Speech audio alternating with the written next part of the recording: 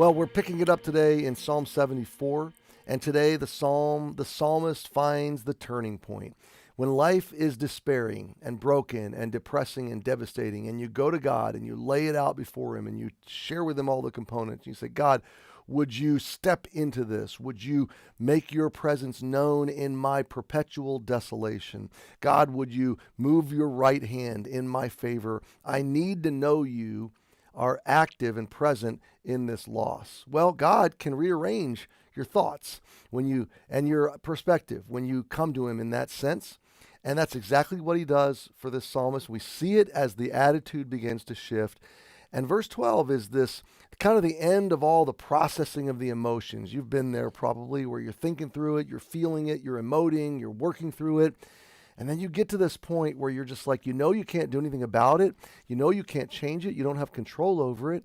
You can't solve it, but you've got to release its power from you. You've got to, it's like a rabid dog that's locked itself into your heel. You've got to shake it off somehow and get a higher perspective on what is going on.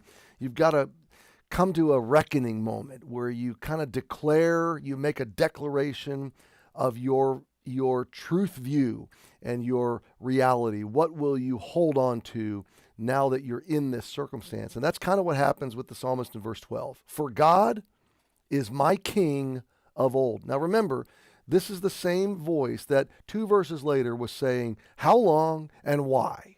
God, how long and why? How long and why? Which is almost a sense of complaining and processing and asking for help, all rolled into one thing. Well, the very next verse, we see that the Spirit of God, the presence of God, the work of God is unfolding now. The perspective is shifting because now the psalmist's eyes are on God. Oh, wait a minute. I've lifted my eyes from the devastation before me.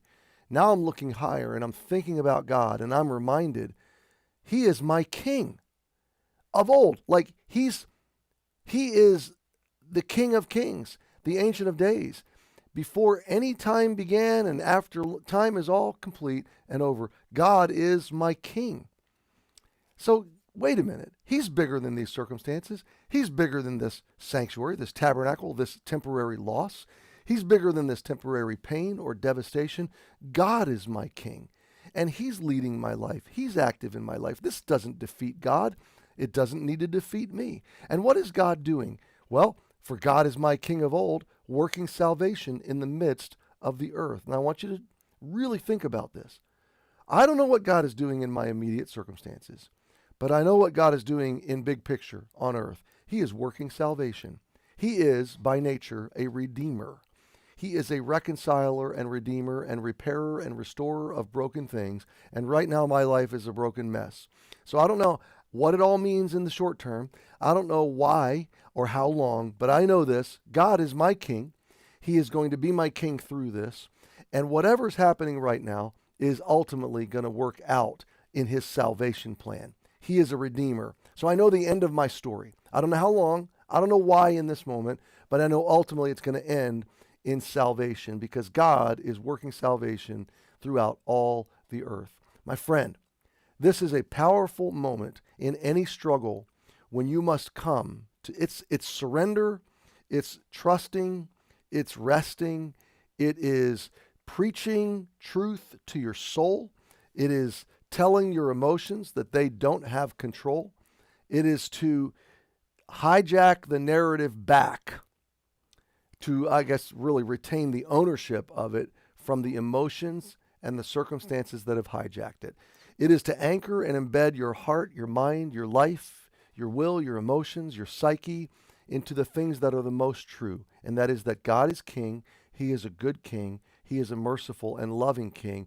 And He is working all things together for your good. The equivalent to this in Lamentations, and that's a brutal book, by the way, a brutal account of the same kind of devastation in Jerusalem. The psalmist comes to a point where he says, but you, O Lord, reign forever. Your throne endures to all generations. This city may be on fire. My immediate circumstances may be terribly problematic, but you are on the throne. I'm declaring that. I am telling my soul to rest in it and trust in it. And I know that you're going to sustain me.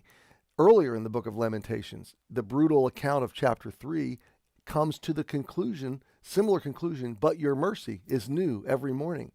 Great is thy faithfulness. It is of the Lord's mercies we are not consumed. So I guess, my friend, the thing I find so helpful, so therapeutic, so profoundly transformational about this is that when God allows difficulty, sorrow, loss, despair, grief to unfold in our lives, it is not to destroy us. It is temporary. We're going to ask how long. We're going to cry. We're going to ask why. But we need to come to the place where we set a declaration to our souls. God is my King, and he is working salvation. And I'm going to wait this out. My friend, that is always the right path through the dark. So happy Friday. See you this weekend, and see you again on Monday.